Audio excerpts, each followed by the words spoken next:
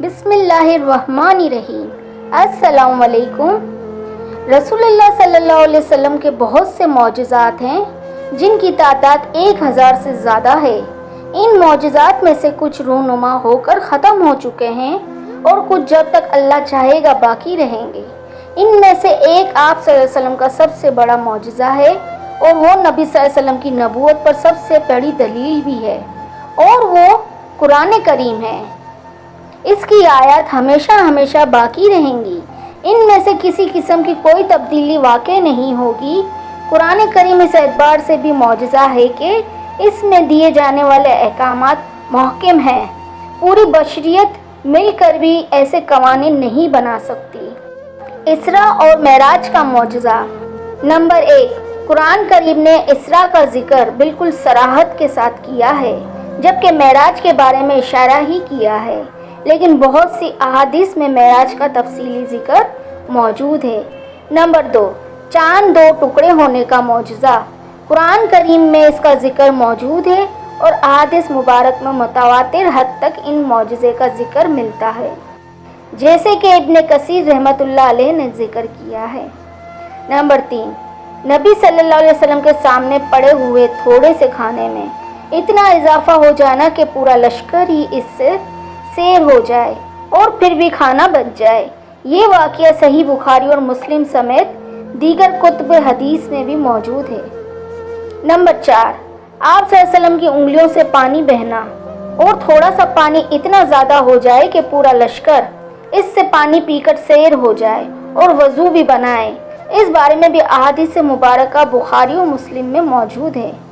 Number 5، نبی صلی اللہ علیہ وسلم کی جانب سے مستقبل کی پیشین گوئی اور پھر وہ چیزیں اسی طرح رونما ہوئی۔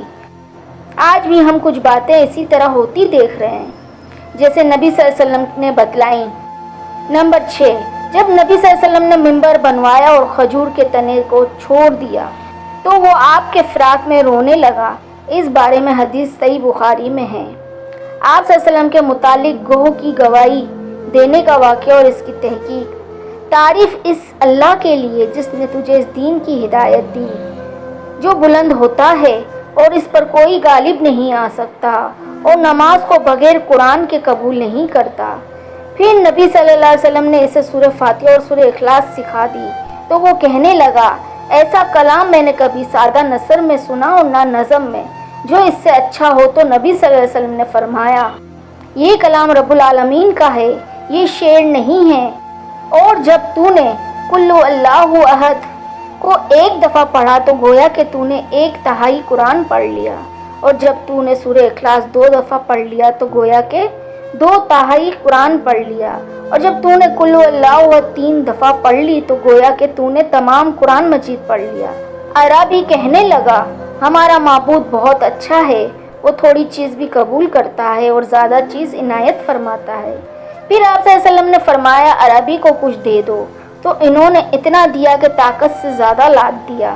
تو سیدنا عبد الرحمن بن عوف رضی اللہ تعالیٰ عنہ اٹھے، کہنے لگے، یا رسول اللہ صلی اللہ علیہ وسلم، میں اس کو اللہ کا قرب حاصل کرنے کے لیے ایک اونٹنی دینا چاہتا ہوں جو بختی اونٹ سے زیادہ کم اور عربی سے اوپر ہوگی اور 10 ماہ والی ہوگی۔ رسول اللہ صلی اللہ علیہ وسلم نے فرمایا، تم نے تو وہ بیان کیا جو تم دو گے، اب میں بیان کرتا ہوں جو کچھ اللہ تعالیٰ تجھ کو دیں گے۔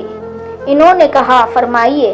تو آپ صلی اللہ علیہ وسلم نے فرمایا، تجھے کشادہ موتی کی اونٹنی جس کے پاؤں سبز زبرجد کے ہوں گے اور اس کی گردن زرد زبرجد کی ہوگی، اس پر بودج ہوگا، اس کے اوپر سندس اور استبرق ہوگا، جو تجھے اٹھا کر پل صراط سے اس طرح پار کر دے گی جس طرح اچک کر لے جانے والی بجلی ہوتی ہے۔ تو وہ عربی نبی صلی اللہ علیہ وسلم کے پاس سے چلا گیا تو اس کو 1000 عربی ملے جو 1000 چوپایوں پر سوار تھے۔ ان کے پاس 1000 نیزے اور 1000 تلواریں تھیں۔ اس نے انہیں پوچھا، تم کہاں جانے کا ارادہ کرتے ہو؟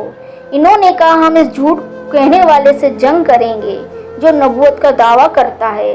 تو اس عربی نے کہا، میں گواہی دیتا ہوں کہ اللہ کے بغیر کوئی معبود نہیں اور محمد صلی اللہ علیہ وسلم اللہ کے رسول ہیں۔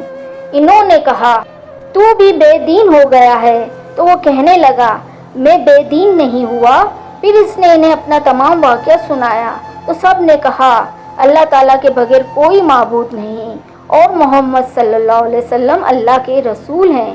یہ بات نبی صلی اللہ علیہ وسلم کو معلوم ہوئی تو آپ صلی اللہ علیہ وسلم انہیں ایک چادر میں ملے تو وہ اپنی سواریوں سے اتر کر آپ صلی اللہ علیہ وسلم کو چومنے لگے اور کہنے لگے لا الہ الا اللہ محمد الرسول اللہ، اور کہنے لگے اے اللہ کے رسول ہمیں اپنا حکم سنائیں۔ تو آپ صلی اللہ علیہ وسلم نے فرمایا تم خالد بن ولید کے جھنڈے تلے جمع ہو جاؤ۔ عرب میں اس بنو سلیم قبیلے کے علاوہ کوئی قبیلہ نہیں جس کے اکٹھے 1000 آدمیوں نے ایمان قبول کیا ہو۔